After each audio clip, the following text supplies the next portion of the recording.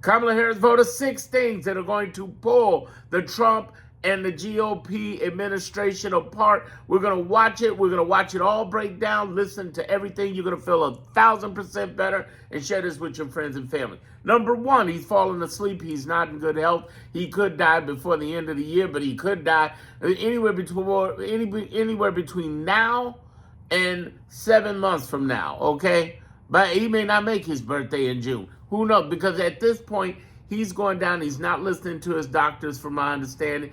And the idea is that he is pushing the narrative. So this part is going to bring him out. Now, that leaves us with JD. But I'm going to tell some other bombshells. Keep following me. Keep following me. I got some more bombshells. JD would be a totally different thing. Him and that Heritage Foundation, we would have to watch. They'd lose half. You hear what I'm saying? Half of their MAGA power if Donald Trump dies. Now, I'm not wishing death on nobody, but it looks like it's coming soon on its own. Let's talk about the second thing. Hegseth.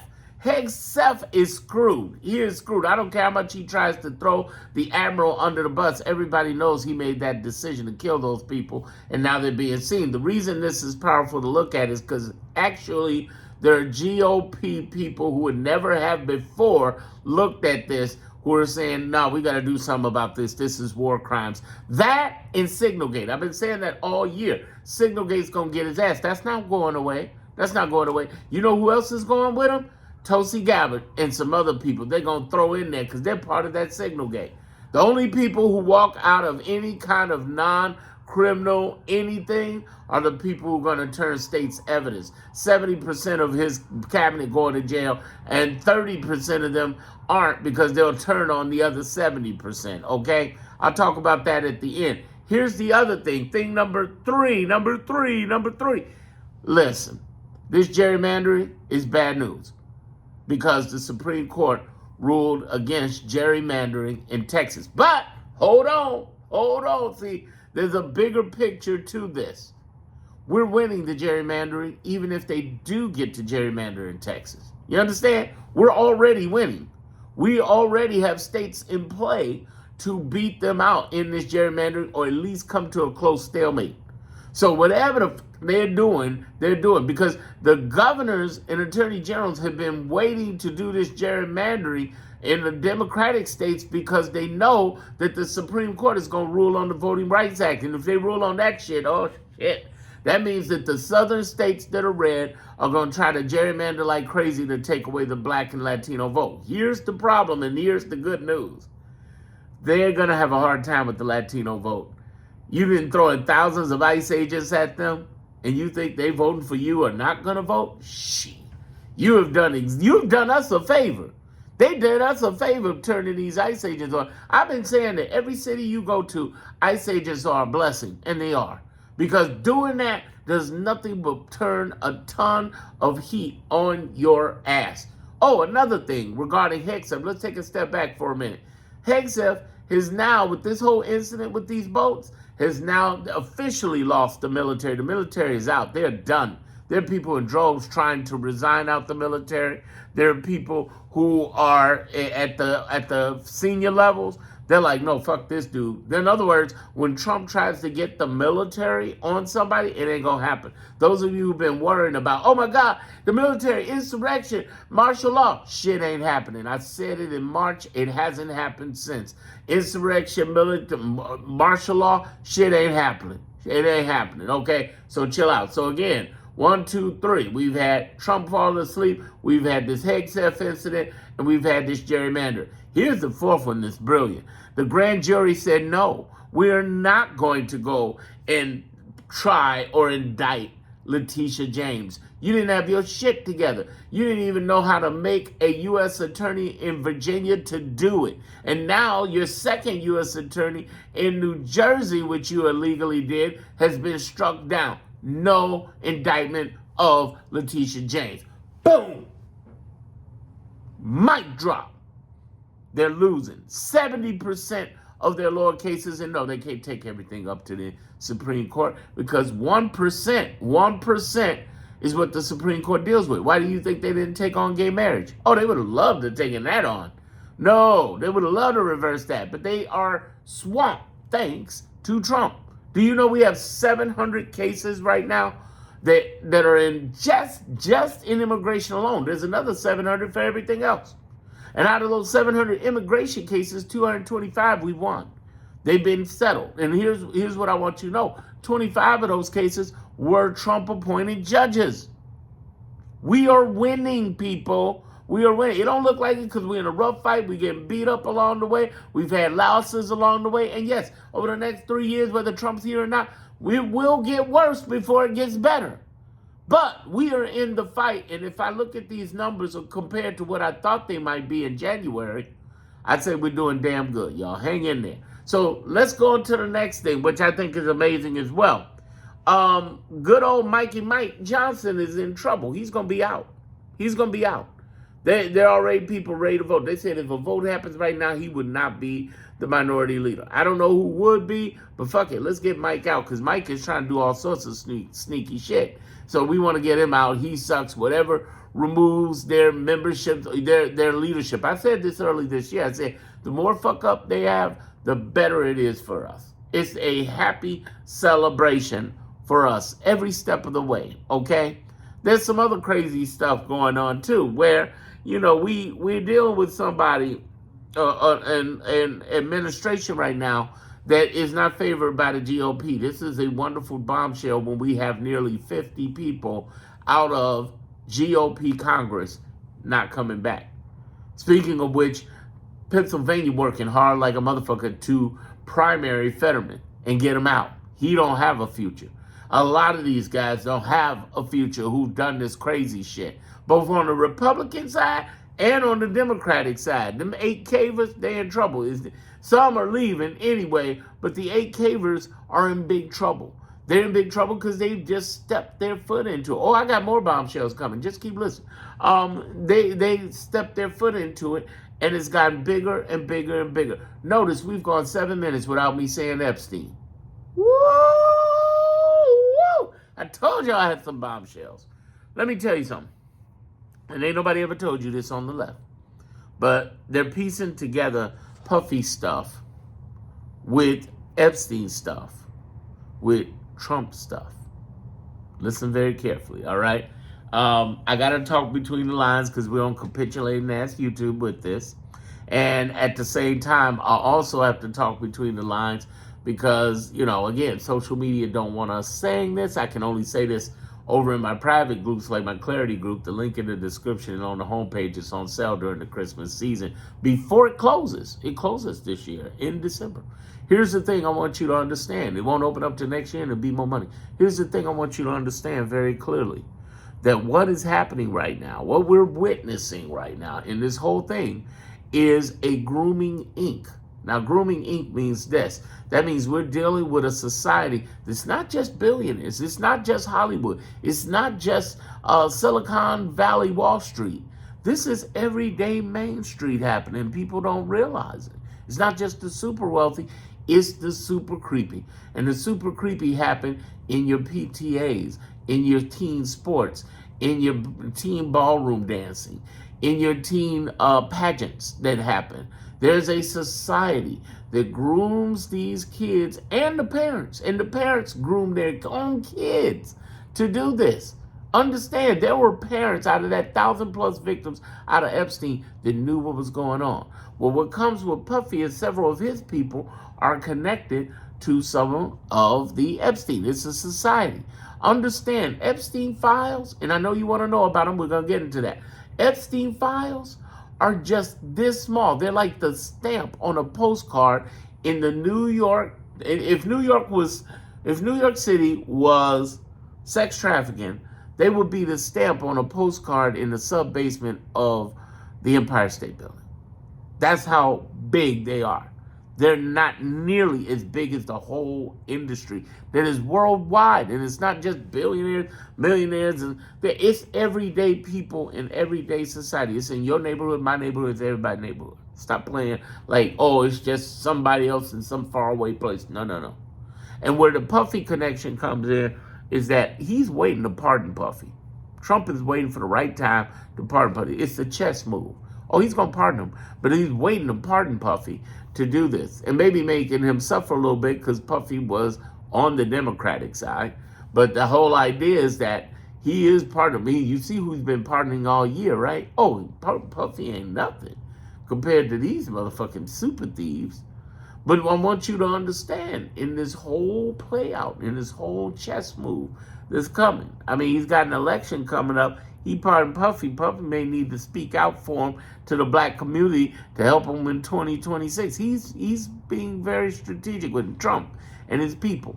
But understand this, there is a connection with this underground sex world that's going on with Epstein and with Trump. And as far as these files are concerned, these files are going to come out.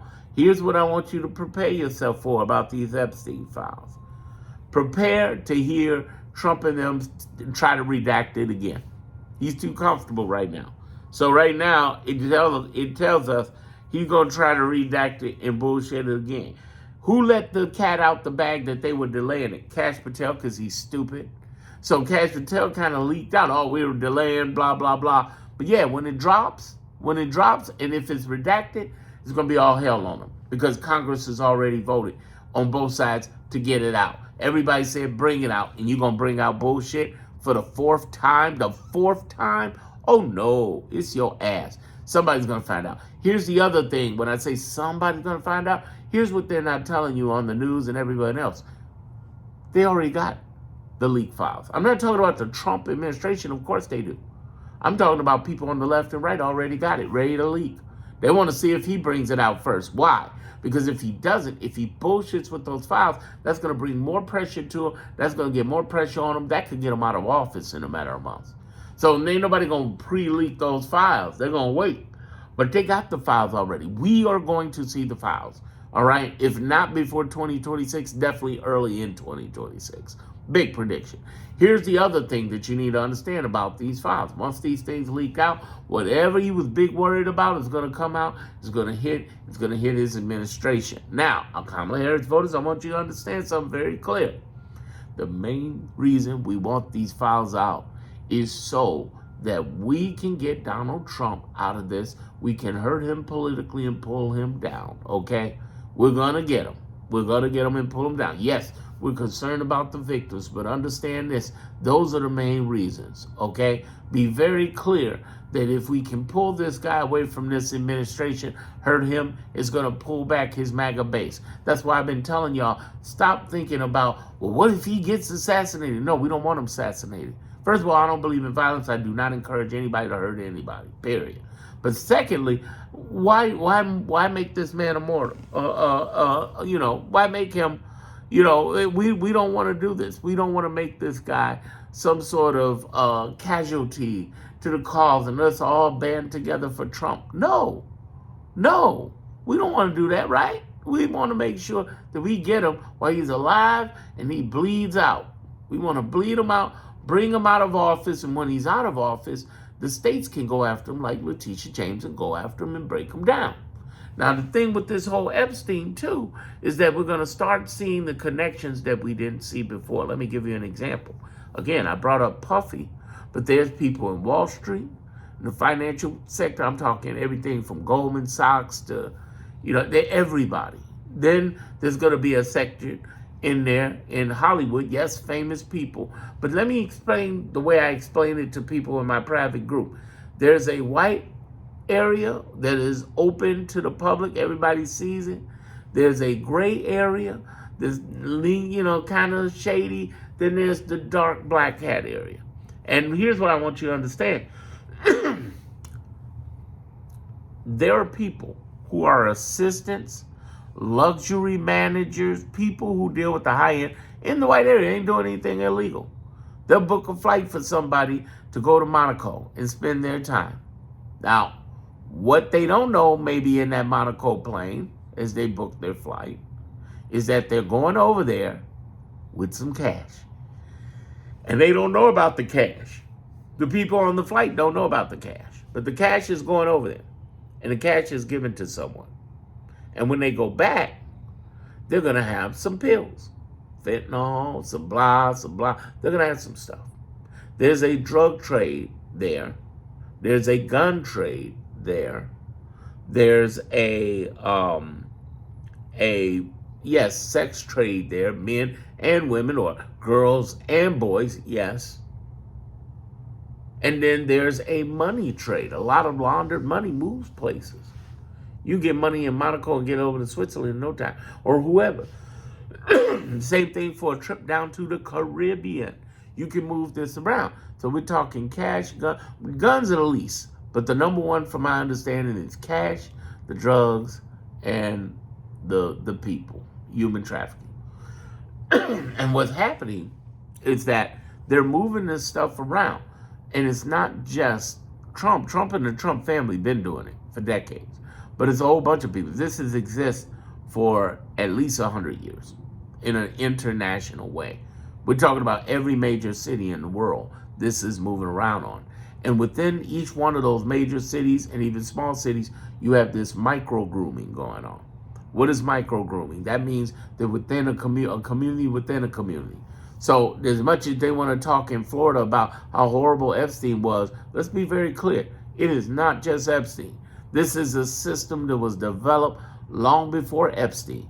People had these micro communities where they want their kid who don't have any money to work up under this person who's wealthy to learn something so that they can move up and get better and do better than, they did when they were growing up, parents. So they have them under them.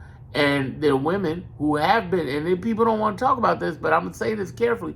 There are women who have been talking to their daughters about doing what they got to do or what they believe they got to do. I know, sick, but it's true. This is as far as I can go into this. I will say this. Know this, that the Epstein files is the beginning of the end for the Trump administration, for the GOP, and for everybody named in that, especially, and the GOP knows it. That's why they got almost 50 people leaving that administration. That's not by happenstance. Now, one other good piece of news that's a bombshell, and that is that there are a lot more primaries being looked at in the Democratic Party to make sure that we have progressives in there, Kamala Harris voters, because that's what we need. When I say progressives, I mean people, it ain't got as much to do with APOC. Even AOC and Jasmine Crockett said that it's not about APOC. The big picture we got to look at is about who is willing to work with the people to get real programs out there and reverse the Trump programs. And who's willing to do that aggressively to pass shit like brah, brah, and move quick and stop fucking around. Who's willing to work with us on reversing all this bullshit that Trump is doing, starting in 2026 with the blue wave? How can we aggressively beat their ass with the majority? And the only way that's going to happen is people who are not traditionalists, who are not too busy trying to work against the progressives. In other words, not Schumer, not Jeffries, they suck. And for those of you who wonder, well, I thought Jeffries was good. No, Jeffries wasn't. He blocked Jasmine Crockett. Okay? He blocked her from that oversight committee, okay? Be very clear what was going on. Nancy Pelosi blocked AOC even earlier. There's some bullshit in the game going on. Everybody who's good ain't good. They too busy getting along. Too busy, fuck that get along shit. We need to come up in there like Darth Vader and just start ripping these people. And in order to do that, we got to recognize the people who are willing to rip these people. And we got to get rid of some of these sacred cows like Schumer and Jeffries, who've been some capitulating sons of bitches who don't know how to deal with this era because they bring gloves to a gunfight. And that's what we don't need. And the good news is that we have recognition. We have recognition, that's my word, of primaries that are coming up. Join indivisible.org and take a look at them because they're watching the primaries like a hawk. Okay, they're watching it like a hawk.